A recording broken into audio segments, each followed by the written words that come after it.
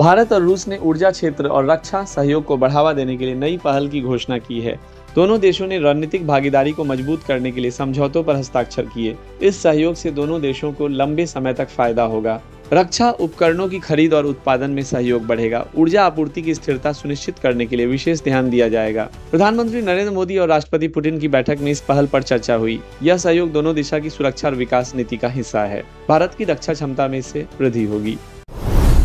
प्रधानमंत्री नरेंद्र मोदी ने चीन से लौटकर सबसे पहले पंजाब के मुख्यमंत्री भगवंत मान से फोन पर बातचीत की। उन्होंने राज्य में बाढ़ की स्थिति पर चर्चा करते हुए हर संभव मदद का आश्वासन दिया। पंजाब में भारी बारिश ने कई जिलों में बाढ़ का संकट खड़ा कर दिया है। राज्यपाल और प्रशासन ने सतर्कता बरतने के निर्देश दिए हैं। बाढ़ प्रभावित इलाकों में राहत और बचाव कार्य तेज कर दिए गए हैं। दिल्ली की यमुना बाजार कॉलोनी में बाढ़ का पानी घुस गया है। कई इलाकों में अलर्ट घोषित किया गया। गुरुग्राम में आज भी भारी बारिश के आसार हैं। IMD ने जारी किया ऑरेंज अलर्ट। गुड़गांव में जल भराव के कारण सफर में फंसे कॉरपोरेट कर्मचारी मिनी ट्रक में यात्रा करने को मजबूर हुए, जिसका वीडियो सोशल मीडिया पर वायरल हो गया है। इस वीडियो में कार्यालय जाने या घर लौटने वाले कर्मचारी पानी से भरी सड़कों पर मिनी ट्रक पर सवार नजर आ रहे हैं। कई लोग खड़े होकर ट्रक के अंदर छत पकड़कर संतुलन बनाए हुए हैं। भारी बारिश और जल जमाव के कारण आम टैक्सी और कैब सेवाएं काम नहीं कर पा रही, इसलिए कर्मचारियों ने यह अनोखा सफर चुना। सोशल मीडिया यूजर्स ने इस वीडियो को देखकर गहरी चिंता जताई है और इसे अमानवीय स्थिति बताया है। कई लोगों ने दावा किया कि सरकार इस पर ध्यान नहीं दे रही और गुड़गांव की खराब इंफ्रास्ट्रक्चर समस्या अब कई वर्षों से बनी हुई है। इस कठिन परिस्थिति में मिनी ट्रक चालक ने लोगों की मदद की, लेकिन इस बात से सहमति जताई गई कि यह स्थिति असहनीय है। प्रशासन ने भी वर्क फ्रॉम होम की सलाह दी है ताकि कर्मचारी इस सड़कों की हालात के बीच अनावश्यक यात्रा से बच सके। वाणिज्य और उद्योग मंत्री पीयूष गोयल ने 20वें ग्लोबल सस्टेनेबिलिटी समिट में कहा कि भारत अब दुनिया में कहीं भी उपलब्ध नहीं होने वाली कीमत पर 24 घंटे 100% नवीकरणीय ऊर्जा प्रदान कर रहा है। भारत में प्रति किलोवाट घंटा बिजली की कीमत केवल लगभग 4.60 से 5 रुपए लगभग 5 सेंट है, जो विश्व स्तर पर सबसे कम है। उन्होंने बताया कि 2014 में भारत में बिजली की कीमतें 12 से 13 रुपए प्रति यूनिट तक थी, लेकिन प्रधानमंत्री नरेंद्र मोदी के नेतृत्व में नवीकरणीय ऊर्जा कार्यक्रम को 5 गुना बढ़ाया गया और सौर ऊर्जा का विस्तार 20 गीगावाट से 100 गीगावाट तक पहुंचा। इसके साथ ही राष्ट्रीय ग्रिड को मजबूत बनाया गया, जिससे पूरे देश को सस्ती और नियमित बिजली मिल सके। गोयल ने यह भी बताया कि भारत ने पेरिस जलवायु सम्मेलन में वैश्विक दक्षिण के लिए एकजुटता बनाई और जलवायु लक्ष्यों में भी अच्छी प्रगति की है। भारत ने अपनी 500 गीगावाट क्षमता वाले ग्रिड में 50% नवीकरणीय ऊर्जा सम्मिलित कर ली है और इसे 2030 तक इसे दुगना करने का लक्ष्य रखा है। उन्होंने यह भी कहा कि ऊर्जा क्षेत्र में भारत की आत्मनिर्भरता के लिए मेक इन इंडिया उत्पादों को बढ़ावा दिया जा रहा है और यह 1.4 अरब लोगों की सामूहिक शक्ति का प्रतिबिंब है, जो देश को 2047 तक विकसित राष्ट्र बनाने के मिशन पर काम कर रहे हैं। यह समर्पित प्रयास भारत को विश्व में नवीकरणीय ऊर्जा क्षेत्र में एक वैश्विक नेता बना चुका है। देश की गैस सिलेंडर और बिजली की कीमतों में काफी कमी आई है। 19 किलो वाले गैस सिलेंडर का दाम 51.50 तक घटाया गया। यह कमी घरेलू उपभोक्ताओं के लिए बड़ी राहत है। बिजली दरों में भी कई स्थानों पर कटौती हुई है। सरकार ने आवश्यक वस्तुओं पर नियंत्रण बढ़ाने के प्रयास किए हैं। महंगाई को काबू करने के लिए यह अहम कदम माना जा रहा है। उपभोक्ता इस निर्णय से खुश हैं। उद्योग और व्यापार क्षेत्र भी इससे लाभान्वित हो सकते हैं। ऊर्जा मंत्रालय ने कहा कि स्थिरता बनाए रखने के लिए ये कदम आवश्यक थे। कीमतों में कमी से आर्थिक स्थिति में सुधार की उम्मीद है। इससे घरेलू बजट पर सकारात्मक असर पड़ेगा। मिजोरम में नशीली दवाओं के अवैध व्यापार को रोकने के लिए 4 महीने का विशेष अभियान शुरू किया गया है। इस अभियान में पुलिस और प्रशासनिक टीमें सक्रिय होंगी। अभियान का मकसद युवाओं को नशे की गिरफ्त से बचाना और अवैध तस्करी पर पाबंदी लगाना है। सरकार ने इस मुद्दे को गंभीरता से लिया है।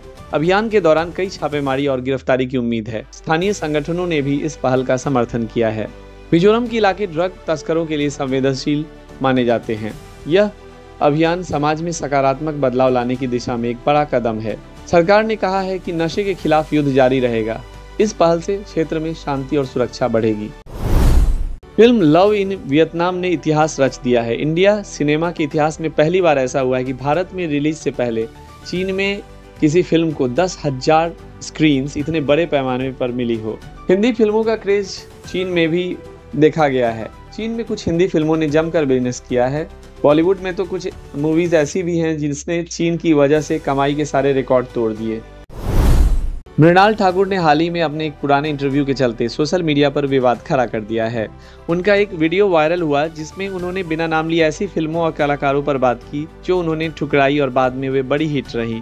सोशल मीडिया यूजर्स मान रहे हैं कि यह तंज अनुष्का शर्मा पर था, खासकर सलमान खान की फिल्म सुल्तान के संदर्भ में। मृणाल से इंटरव्यू में सवाल किया गया कि आपने कौन सी फिल्में रिजेक्ट की जो बाद में हिट रही। मृणाल ने जवाब दिया, बहुत सारी फिल्में थी जिन्हें मैंने मना कर दिया क्योंकि मैं तैयार नहीं थी। उन फिल्मों ने हीरोइन को काफ़ी फ़ायदा पहुंचाया और उनका कैरियर ऊंचाई पर गया, लेकिन अगर मैंने वो मूवीज़ कर ली होती तो खुद को खो देती। उन्होंने आगे कहा, वो एक्ट्रेस अब काम नहीं कर रही हैं लेकिन मैं कर रही हूँ। मुझे जल्दी पॉपुलैरिटी नहीं चाहिए क्योंकि जो चीज़ जल्दी मिलती है वो जल्दी जाती भी है।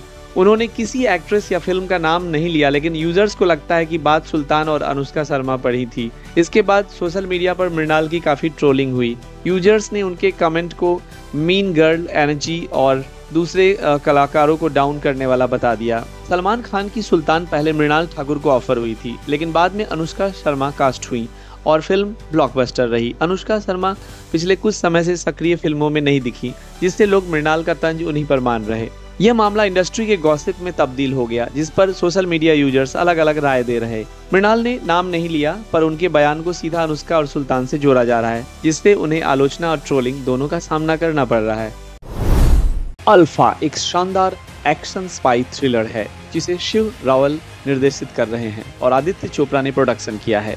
यह Yash Raj films YRF spy universe की पहली महिला लीड फिल्म और इसकी 7वीं किस्त है, जिसमें आलिया भट्ट और शार्वरी बाघ मुख्य भूमिका में 2 खुफिया एजेंट के रूप में नजर आएंगी और बॉबी देओल खलनायक एंटागोनिस्ट की भूमिका निभा रहे हैं। फिल्म 25 दिसंबर 2025 क्रिसमस को भारत और विश्व भर में रिलीज होने वाली है।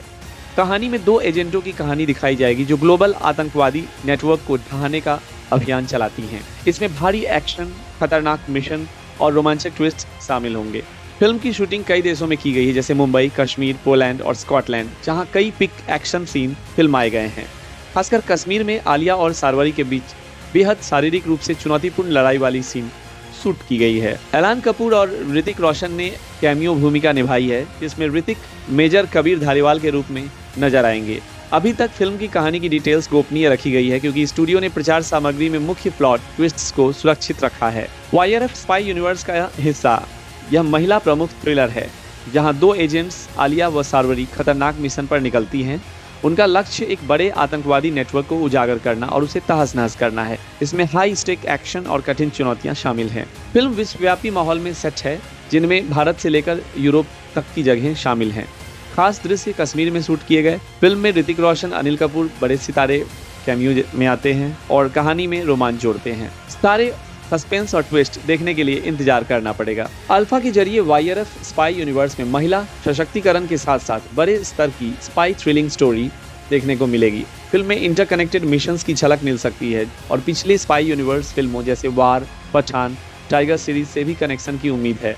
आलिया भट्ट की कैरेक्टर एक सशक्त, स्मार्ट और डेडिकेटेड स्पाई हैं जो YRF यूनिवर्स का अगला बड़ा चेहरा बनती हैं। यह फिल्म महिला किरदारों की ताकत, आधुनिक जासूसी मिशन और एक्शन से भरपूर ड्रामा का नया अनुभव देने वाली है।